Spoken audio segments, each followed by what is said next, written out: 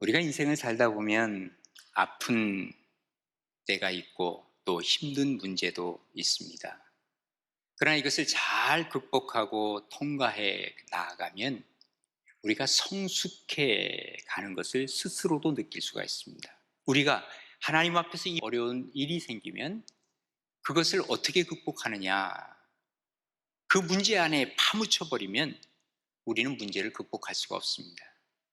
문제 밖으로 빠져나와야 하는데, 그러면 그때부터 우리의 문제는 해결되기 시작하고 우리의 상처와 또 우리의 마음속에 병들어 있는 모습들을 우리는 해결해 가게 되고, 그 이후에 나를 쳐다보고 또 이 문제를 바라보면 내가 성숙해 있다는 것을 발견해 가게 되는 것입니다. 반면에 이것이 되어지지 아니하면 우리는 성숙해 가는 그 문제를 딛고 일어서기가 어렵다 하는 것을 많이 경험 속에서 알 수가 있습니다. 오늘 본문에 보면 요셉이라고 하는 사람은 이 문제를 딛고 일어서서 굉장히 성숙한 경지에 이르렀습니다. 반면에 그 형들을 보면 이 문제 속에 빠져서 아직까지도 헤어나지 못하는 미성숙한 그의 모습을 보게 됩니다. 과연 우리가 이 성숙함에 이르기 위해서 어떻게 문제를 바라볼 것인가 하는 것을 보면서 우리가 은혜를 나누려고 합니다. 첫 번째로는요, 과거를 극복하는 것이 성숙함이라는 사실을 우리가 알아야만 합니다. 오늘 본문 15절부터 18절까지 보시면 요셉의 형제들이 그들의 아버지가 죽었음을 보고 말하되, 요셉의 형제들이 아버지가 죽었어요? 뭐라고 얘기합니까? 요셉이 혹시 우리를 미워하여 우리가 그에게 행한 모든 악을 다 갚지나 아니할까 그랬습니다. 그러니까 지금 요셉의 형들은 요셉이 그동안 아버지가 살아있는 동안에 요셉이 자기들에게 선대한 것은 아버지 때문에 그렇게 한 것이다, 이렇게 생각을 한 것이죠. 사실 요셉은 그 형들의 잘못을 다 용서했습니다. 그럼에도 불구하고 그들은 지금 아직까지 과거에 의해서 살고 있어요. 요셉은 지금 과거를 벗어나서 극복해서 살고 있는데도 말이죠. 그 다음에 16절에 뭐라고 얘기를 합니까? 요셉에게 말을 전하여 이르되 당신의 아버지가 돌아가시기 전에 명령하여 이르기를 그랬거든요. 그러니까 아버지가 명령을 했는데, 그 만약에 명령을 했다 그러면 요셉에게 주고 싶은 말을 했다면 아버지가 요셉에게 직접 얘기를 할 것이지 왜 형들에게만 얘기합니까? 그런데 이 말 자체에 뭔가 신빙성이 없어요. 그러면서 뭐라고 얘기하냐면 17절에 너희는 이같이 요셉에게 이르라. 내 형들이 내게 악을 행하였을지라도 이제 바라건대 그들의 허물과 죄를 용서하라, 이렇게 아버지가 얘기했다는 거예요. 그러면서 당신 아버지의 하나님의 종들인 우리 죄를 이제 용서하소서. 당신의 아버지라 그럽니다. 뭐라 그래야 돼요? 원래 우리의 아버지 그래야 되는데, 당신의 아버지라고 하는 이 말에서 뭘 알 수 있어요? 이미 벌써 이 형들은 나와 너는 뭔가 분리되어 있다라는 것을 여기서 얘기하는 것 아닐까요? 그러면서 당신의 아버지 하나님의 종들인 우리 죄를 이제 용서하소서. 이제 용서하소서? 아니, 이미 다 용서를 했는데 요셉이 너무 기가 막힌 거예요. 그러니까 요셉이 그에게 하는 말을 들을 때 울었다 그랬어요. 어쩌면 이렇게 나의 마음을 몰라줄까? 나는 이미 다 용서했는데, 그러는 거예요. 18절에 보면 뭐라 그럽니까? 그의 형들이 또 친히 와서 요셉의 앞에 엎드려 이르되 우리는 당신의 종들이니이다. 지금 요셉은 종들로 생각하지 않아요. 형님들로 섬기고 있는 건데, 지금 그것을 알아보지 못하고 알아주지 못하니 이 마음이 얼마나 정말 섭섭하겠어요. 그러다 보니까 지금 여기서 눈물을 흘리고 있는 거예요. 사실 따지고 보면 요셉의 인생은 형들로 말미암아 다 망가진 인생입니다. 어쩌면 원망하고 살 수 있고 미움이 가득 차 있을 수 있습니다. 그러나 과거를 다 청산하고 그런 과거를 극복한 상황이기 때문에 이 모든 것이 지금 두렵지도 않고 아프지도 않아요. 그런데 문제는 형들은 이것을 받아들이지 않고, 그리고 형들은 지금 마치 요셉이 자기를 용서하지 않은 것처럼 지금 이렇게 생각을 하고 살더라, 그 말입니다. 여러분 한번 탕자의 비유를 보세요. 탕자가 아버지의 돈을 가지고 나아갔습니다. 근데 아버지가 언제부터 탕자를 용서했을까요? 언제부터라고 생각하십니까? 탕자가 집을 나간 그 순간부터 이미 용서하셨어요. 그래서 밤마다 문 열어놓고 아들을 기다리지 않아요? 아버지가 그 아들이 집을 나간 이후부터 문을 한 번도 안 잠궜다는 얘기는 이미 다 용서했다는 거예요. 그런데 허랑방탕하게 돈을 다 쓰고 나서 그가 더 이상 갈 곳이 없을 그때 비로소 아버지께로 돌아오지요. 그때 오랜 세월이 지난 이후에 자기는 용서받았다고 생각을 하지만 그때 용서한 것은 아닙니다. 여러분과 저의 죄가 언제 하나님 앞에 용서받았을까요? 우리가 주님 앞에 돌아갔을 때 아닙니다. 이미 예수님은 십자가에서 우리의 모든 죄를 다 용서해 놓고 기다리고 계신 것뿐이에요.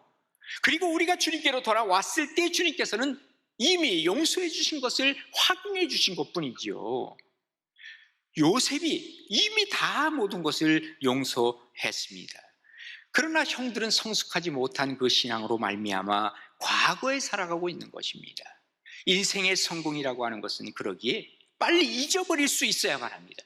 부끄러운 과거도 잊어버리고 성공했던 과거도 잊어버리고. 우리 주님께서는요, 너의 과거를 묻지 않으시겠다는 거예요. 근데 마귀는 계속해서 우리의 과거를 들추어내는 거예요. 너 과거에 그랬던 놈이 뭘 하려고 그래? 아니면 너 과거에 성공했잖아, 그대로 해. 뭘 새롭게 하려고 그래? 이겁니다. 여러분, 마귀의 소리를 들으시겠어요? 하나님의 소리를 들으시려고 하세요? 우리가 과거에 회개한 죄가 있다면 형들 그 용서받은 걸 감사함으로 살아가면 되는 거예요. 그러니까 우리가 하나님 앞에 죄를 범했어요? 어떻게 해요? 하나님 앞에 죄를 회개해야지요. 회개가 필요한 거예요. 그게 바로 속죄제라 그러잖아요. 이것 가지고는 안 돼요. 또 하나가 있어야 돼요. 누구에게 내가 잘못했으면 그 사람 찾아가서 용서를 빌어야 돼요. 그래야 완벽하게 우리가 하나님 앞에 죄를 용서받는 거예요. 그래서 하나님 앞에 죄 회개하는 건 뭐예요? 속죄제. 그리고 사람들에게 용서를 비는 건 뭐예요? 속건제. 이것을 한꺼번에 주님은 하라고 우리에게 말씀하고 계시죠. 그때 비로소 과거는 다 마무리가 되어지고 앞을 향해 전진해 갈 수 있는 힘과 동력이 거기서부터 나오기 시작하는 것이죠. 그래서 우리가 하나님 앞에 진정한 회개를 했을 경우에 하나님이 하시는 말씀이 있어요. 이사야서 48장 18절에 43장 18절에 보면 너희는 이제 이전 일을 기억하지 말아라. 옛적 일을 생각하지 마. 너희들은 과거를 극복하고 살아야 된다는 것을 얘기하고 있습니다. 그리고 25절에 가면 이렇게 또 말씀하시죠. 나 곧 나는 나를 위하여 내 허물을 도말한 자니 내 죄를 기억하지 아니할 것이다. 그렇게 말씀하십니다. 시편 103편에 보면 이렇게 얘기를 합니다. 동이 서에서 먼 것 같이 우리의 죄가를 우리에게서 멀리 옮기셨다라고 얘기하고 계시는 거예요. 더 이상 과거에 얽매이지 마. 더 이상 과거를 생각하지 말고 극복하고 살아야 우리가 하나님 앞에서 성숙한 그리스도인이 된다는 것을 얘기하고 있는 것입니다. 그런데 알겠습니다. 잊어야 잊겠습니다. 근데 안 잊혀지는 걸 어떡할 거예요? 예? 그러죠? 그게 문제입니다. 어떻게 무조건 잊는다, 잊어버린다? 그거 잘 안 되는 겁니다. 그래서 우리는 예수 그리스도의 능력과 성령의 힘으로 말미암아 이길 수가 있는 거예요. 베드로 보세요. 예수님을 3번씩이나 부인했습니다. 그러니까 더 이상 자기는 이것 때문에 아무것도 할 수 없어. 아야, 고기나 잡으러 가자 하고 간 거예요. 그리고 부활하신 예수님을 만났어요. 그런데 부활하신 예수님을 만난 이후에도 그는 변화된 게 별로 없어요. 내 양을 먹이라 내 양을 치라 했는데 언제 그가 완전히 변화된지 아시죠? 그는 성령 받고 나서 완전히 변화가 되는 거예요. 그러니까 예수님을 만나고 성령의 역사로 말미암아 과거를 이제 과거로 돌릴 수가 있는 거죠. 우리가 바로 이거예요. 과거의 극복은 우리 주 예수님을 통해서 그리고 또한 성령님의 역사에 의해서 잊을 것은 잊게 되고 그리고 또 기억할 것은 기억하게 되는 것이지요. 지금 여기 요셉은 성숙한 모습으로 형들을 다 용서했지만 그러나 형들은 아직까지도 그 용서받지 못한 상황 속에 있다는 사실이 참으로 부끄러운 일이지요.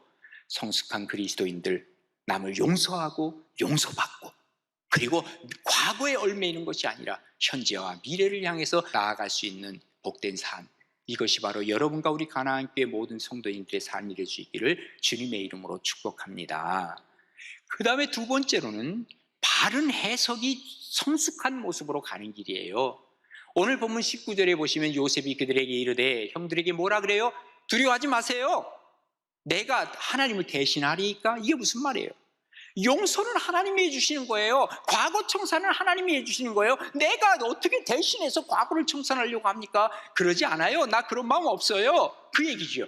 그리고 20절에 보면 이렇게 얘기합니다. 당신들은 나를 해하려고 했지만 하나님은 그것을 선으로 바꾸사 오늘과 같이 많은 백성의 생명을 구원하게 하시려 하셨습니다. 다시 말해서 내가 여기 온 곳은 지금 내가 총리가 되어서 많은 사람들을 지금 이렇게 구원하기 위해서 하나님께서 보내신 거지 당신들이 악한 마음으로 보낸 게 아닙니다. 나는 그렇게 지금 해석하고 있습니다. 이거예요. 중요한 것은 지금 팩트가 있어요. 사실이 있어요. 그 사실을 어떤 방향으로 해석하느냐, 그런 좋은 방향으로 해석하기 시작했다고 그 말이죠. 사실 지금 아버지가 죽었습니다. 그러면 아버지를 좀 애도하는 마음이 있어야 되는데 형들은요, 자기들이 불안하다 보니까 이런 이기적인 마음으로 우리가 어떻게 살아야 할 것인가, 이걸 지금 얘기하고 있단 말입니다. 참 정말 이기적이죠. 예. 그런데 사실 이 모든 문제는 이미 요셉은 해결했습니다. 언제 해결했냐? 창세기 45장으로 거슬러 올라가면 형들에게 이미 얘기했어요. 뭐라 그런지 아세요? 당신들이 나를 이곳에 팔았다고 해서 근심하지 마세요. 한탄하지 마세요. 하나님이 생명을 구하기 위해서 나를 당신보다 먼저 여기 보낸 거예요. 이미 그는 해석을 바르게 하고 이미 해석을 통해서 지금 내가 여기 온 것이 하나님의 목적입니다. 그러니까 해석을 어떤 관점에서 봤어요? 인간적인 관점이 아니라 하나님의 관점에서 지금 보고 해석하고 있다는 사실을 우리에게 알려주고 있는 것입니다. 내가 여기 애굽에 온 것은 지금 하나님의 계획이에요. 그러기 나는 불행하다고 생각하지 않아요. 하나님 중심의 해석, 이게 중요한 거예요. 여기에 바로 기쁨이 있다는 거예요. 교회도 마찬가지예요. 교회에 대한 해석에 따라서 모습이 달라집니다. 제가 전도사 때만 하더라도요, 교회에서 기타 치면 난리 났습니다. 그런 교회 많습니다. 옛날에는요, 교회에서 예배 드릴 때 하나님은 어떤 하나님이냐? 근엄한 하나님이에요. 그리고 그야말로 눈 하나 까딱 안 하고 아주 무서운 아버지의 모습이었어요. 근데 세월이 지나면서 우리는 아버지를 어떻게 부르냐면 옛날에 아버님, 그 다음에 아버지, 그리고 요즘 뭐라 그래요? 애들은 다 아버지 부르는 애들 없더라고요. 보니까 아빠, 이건 정겨운 모습이에요. 그리고 아빠에게 다가가기 쉬운 거예요. 그리고 여기에 기쁨이 있어요. 축제예요. 그러니까 옛날에는요, 깔병만 하더라도 교회 와서 뭐 박수를 쳐? 말도 안 돼요. 숨소리를 내? 숨소리도 못 내게 했어요. 그런데 요즘은 어떻습니까? 우리가 하나님을 찬양하면서 손뼉치며 하나님을 찬양하고 모든 악기를 동원해서 하나님을 찬양하는 축제의 예배가 된 거예요.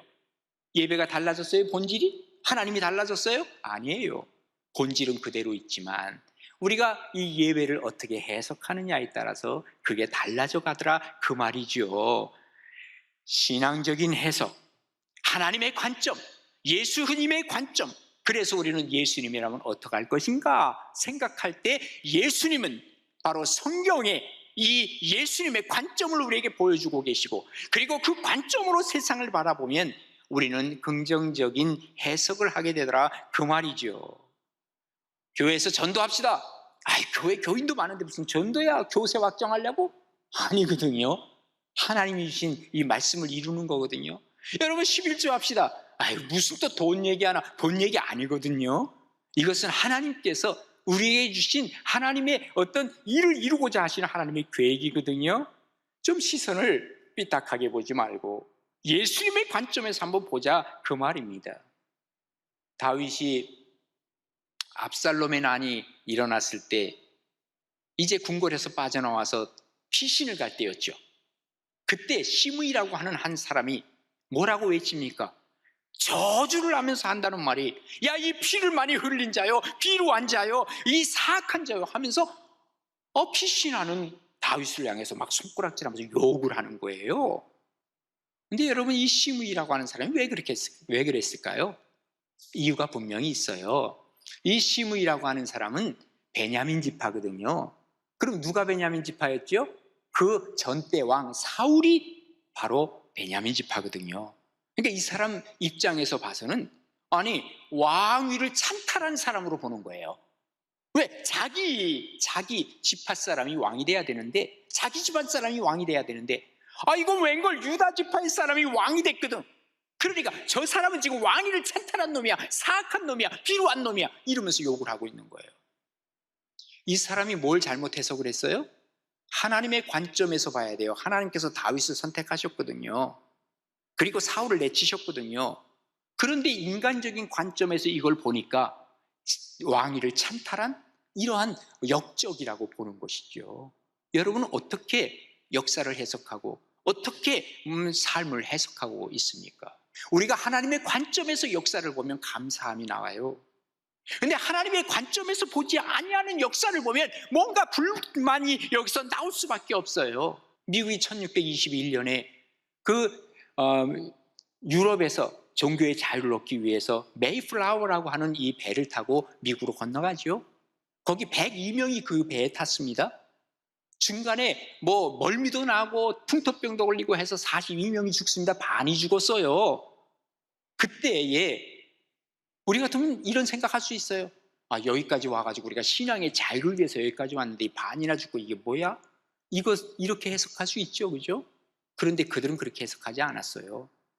그 이듬해에 추수해 가지고 거둔 것을 가지고 하나님께서 하셨습니다. 그래서 추수감사절을 지키면서 하나님의 역사를 감사하고, 여기에 감사가 나오는 게 뭐예요? 하나님의 눈으로 본 해석이었다, 그 말이에요. 하나님의 관점에서 보고 하나님의 눈으로 보면 감사가 나올 수밖에 없고, 하나님의 눈이 아닌 인간적인 눈으로 보면 뭔가 불평이 나올 수밖에 없는 것, 이게 바로 해석의 중요함이죠. 바른 해석, 하나님의 관점에서 해석하는 것이 얼마나 중요하냐, 그 말이에요. 여러분은 어떻게 세상을 해석해 나가십니까? 그리고 어떤 관점에서 세상을 바라보고 계십니까? 성숙한 모습으로 나아갈 때, 우리 하나님의 관점에서 볼 때 우리는 성숙한 그리스도인의 삶을 살아갈 수 있다는 사실을 기억하시면서, 정말 요셉이 본 것처럼 내가 여기 온 것은 하나님께서 나를 미리 보내신 거예요. 그리고 하나님께서 모든 사람을 구원하기 위해서 일을 하신 거예요. 이런 바른 해석이 여러분에게 있어서 정말 그걸 통해서 놀라운 역사들을 만들어가는 복된 여러분 되시기를 주님의 이름으로 축원합니다. 마지막 세 번째로는요, 성숙한 사람은 남을 돕습니다. 오늘 본문 21절에 보면 이렇게 기록하죠. 당신들은 두려워하지 마세요. 내가 당신들과 당신들의 자녀를 기를 거예요. 그들을 간곡한 말로 위로하였더라. 그러니까 지금 요셉이 하는 말은 내가 당신의 자녀들까지 키워주고 도와줄 거예요. 이게 성숙한 사람의 모습이라니까요. 성숙한 사람의 특징이 남을 돕는 거예요. 어린 아이들 남 돕습니까? 아니죠. 자꾸 도와달라고만 하지 남 돕지 못하잖아요. 이게 바로 뭐예요? 이제 나이는 먹었어요. 그리고 이제 어른이 됐는데 이 마음이 어린아이의 마음 그대로 가지고 있어요. 그래서 이 심리학에서는 이걸 뭐라 그래요? 유아기적 고착증에 걸렸다 그러는 거예요. 예. 나는 어린아이에 그냥, 예? 그러니까 어른아이죠, 어른아이. 이게 남을 못 도와요, 이런 사람들은. 사실 어릴 때부터 남을 돕는 습관을 우리가 키워주는 것은 굉장히 중요한 의미가 있습니다. 교회도 그렇습니다. 우리 교회가 정말 개척교회 수준으로 있을 때, 어려울 때도 우리는 다른 교회, 더 어려운 교회, 농촌에 있는 교회 많이 도왔습니다. 그리고 선교사님들 우리가 많이 도왔습니다. 우리가 힘든 데도 도왔습니다. 그것이 우리가 뿌리가 되어가지고 지금도 우리가 선교사님 돕자 그러고 어려운 사람 돕자 그러면 여러분들 막 헌금을 막 하더라고요. 얼마나 감사한지 몰라요. 이거 배워야 돼요. 아이들한테도 가르쳐줘야 돼요. 남 도우라고. 예? 너희 반에서 어려운 애들 있으면 네가 가서 도와라. 너 모른 척하지 말아라. 이걸 자꾸 어릴 때부터 알려주고 가르쳐줘야 돼요. 성숙함이라고 하는 것은 무언가 도우려고 하는 마음, 이게 성숙이에요. 도우려고 하면 내 시간이 거기 딸려가지요. 물질이 따라가지요. 내가 가지고 있는 건 나눠야 되지요. 그런데 하나님께서 이런 사람들에게 상급을 주시겠다는 거예요. 그래서 예수님 누가복음 6장에 뭐라고 얘기를 하고 계십니까? 주라. 그리하면 너희에게 줄 것이라 그랬어요. 곧 후일에요 누르고 흔들어 넘치도록 하여 너희에게 안겨줄 것이다. 너희가 헤아리는 그 헤아림으로 너희도 헤아림을 도로 받을 것이니라 라고 말씀하고 계시는 것이죠. 성숙한 사회는 뭔가 남을 좀 도우려고 하는 사회예요. 선진국이 그냥 되는 게 아닙니다. 선진국에 가면요, 제가 뭔가 이렇게 좀 주춤주춤하고 좀 이렇게 난처한 표정을 하면 옆에 있는 사람이 May I help you? 그래요. 뭐 좀 도와드릴까요? 그래요. 그런데 후진국에 가서 뭔가 좀 난처한 일이 있으면 뭐야 저거, 꼭 그런 눈으로 보는 것 같아요. 우리가 성숙한 사회가 되면 정말로 남을 돕더라. 예? 어려운 사람도 돕고 또 어려움에 처해 있는 사람들은 도우려고 하는, 이게 왜 그래요? 예수 그리스도의 마음이거든요. 한동안 우리나라가 전 세계에서 아이들을 버리는 확률이 제일 많은 나라였다 그러죠. 그래서 아이들이 입양 기관에서 얼마나 많이 아이들이 있는지 몰라. 그러니까 해외에서 거의 다 아이들 입양하는 사람들이 거의 다 그리스도인들입니다. 거의 그렇습니다. 이 사람들이 우리나라 와서 애들을 입양해 가는 거예요. 사실 이거보다 이건 아니다. 왜 우리나라 사람이 우리나라 아이를 입양을 안 하지? 왜 그런지 아세요? 이게 바로 뭐냐면 우리는 이런 말이 있어요. 피는 물보다 진하다. 그래서 내 피, 내가 낳은 아이, 그 아이만 내가 거느려야 되고 내가 도와야 할 아이는 그 아이밖에 없어. 내 몸에서 난 아이. 참 놀라워요. 그런데 서양에 있는 그리스도인들은 달라요. 뭐가 다른지 아세요? 내 피보다 더 중요한 피가 뭐예요? 여러분에게 물어보면 한번 물어볼게요. 우리 육신의 피가 더 중요합니까? 아니면 예수 그리스도의 보혈의 피가 더 큰 것입니까? 헷갈리십니까? 아마 대답하라 그러면 많은 분들이 대답은 할 거예요. 예수 그리스도의 보혈의 피가 더 중요하죠. 왜? 이것은 영생을 주는 피니까요. 말은 그런데 실제적인 삶에서는 우린 그렇게 안 해요. 그러니까 입양을 안 해요. 그렇다고 부담 갖지 마세요. 내일부터 당장 해야 되겠다. 뭐 그러지 마세요. 근데 우리가 정말 우리가 누구를 도우려고 하느냐 그 말. 내 자식은 내가 모든 거 다 써서 돕잖아요. 안 그래요? 남들 그렇게까지 도우려고 합니까? 성숙한 사람은 내 자식을 돕듯이 남을 도우려고 하는 이 마음이 우리 가운데 있는 거죠. 한자에서 도울 협자 아세요? 예? 힘역자가 있죠. 힘역자 3개. 힘이 3개가 합친 거예요. 그리고 그 옆에 뭐가 있습니까? 십자가가 있어요. 십자가. 예수 그리스도의 이름으로 돕는 거예요. 그래서 로마서 8장 28절에 뭐라 그럽니까? 우리가 알거니와 하나님을 사랑하는 자고 그 뜻대로 이 부르심을 입은 자들에게는 모든 것이 다 합력하여 선을 이룬다. 합력이라고 하는 말을 쓰는 거예요. 예? 우리가 하나님 앞에서 너도 나도 힘을 합치는 거예요. 네? 그게 바로 하나님 앞에서 정말 돕는 자의 모습이죠. 그래서 전도서 4장 12절 뭐라 그럽니까? 한 사람이면 패하겠거니와 두 사람이면 맞설 수 있나니 세 겹줄은 쉽게 끊어지지 아니하느니라 그랬습니다. 도움이라고 하는 것은 바로 성숙한 사람만 하는 거예요. 여러분 정신병원 같은 데 가잖아요. 그 정신병원 환자들이 많이 모인 가운데서 이 통솔하는 사람이 한 사람이 있더래요. 그래서 아니 저 사람들이 반란 일으키면 어떡할 거냐 그랬더니 절대로 저 사람들은 반란 안 일으킨대요. 왜? 저 사람들이 협력하는 걸 모른다는 거예요. 예, 어린아이들 협력하는 거 정말 어른 성숙한 사람이 하는 거예요. 애들도 협력하는 것을 그래서 가르쳐주는 거 배워주는 거죠. 남을 도울 때 신바람 나는 거 아니에요? 폴 트루니에가 그런 얘기를 했어요. 선물하는 것은 남에게 하는 것이 아니라 사실은 자신에게 하는 거라는 거예요. 내가 남을 도울 때 내가 힘이 나는 거예요. 한 말씀 드리고 마치려고 해요. 언젠가도 제가 말씀드렸는데 똑같은 이름 알버트라고 하는 이름을 갖고 있는 사람이 노벨상을 받았어요. 한 해 차이로. 한 사람은 알베르 까미, 그리고 그 다음에는 알버트 슈바이처. 근데 한 사람 알베르 까미는 뭘 했어요? 이 상금을 받아가지고 저 프랑스 한 교회에 가가지고 집을 짓고 또 멋진 차를 타고 거기서 다니다가 결국은 그 사람은 교통사고 나서 죽었어요. 근데 알버트 슈바이처는 어땠습니까? 이 돈 가지고 저 아프리카 랑바네로 가죠. 거기서 병원을 세우는 거예요. 어떻게 여러분 평가를 하십니까? 정말 하나님 앞에서 우리가 어떤 일이 있다 할지라도 성숙한 그리스도인이 된다고 하면 우리의 인생은 달라지죠. 우리의 문제가 어떤 문제가 있더라도요, 그걸 밖으로 끄집어내는 게 바로 뭐예요? 하나님 앞에 이 과거를 바라볼 수 있는 눈이 생기는 거예요. 또 뿐만 아니라 우리가 이것을 평가할 수 있는 눈이 생기는 거예요. 그게 바로 뭐예요? 그게 우리의 보는 관점 해석이죠. 그리고 나서 정말 남을 도우려고 하는 이 마음이 있을 때 우리는 하나님 앞에서 성숙한 그리스도인이라 인정받는 거죠. 이런 축복과 은혜가 여러분에게 넘쳐서 정말 우리 가나안교회 성숙한 그리스도인들이 점점 더 많아지기를 주님의 이름으로 축원합니다.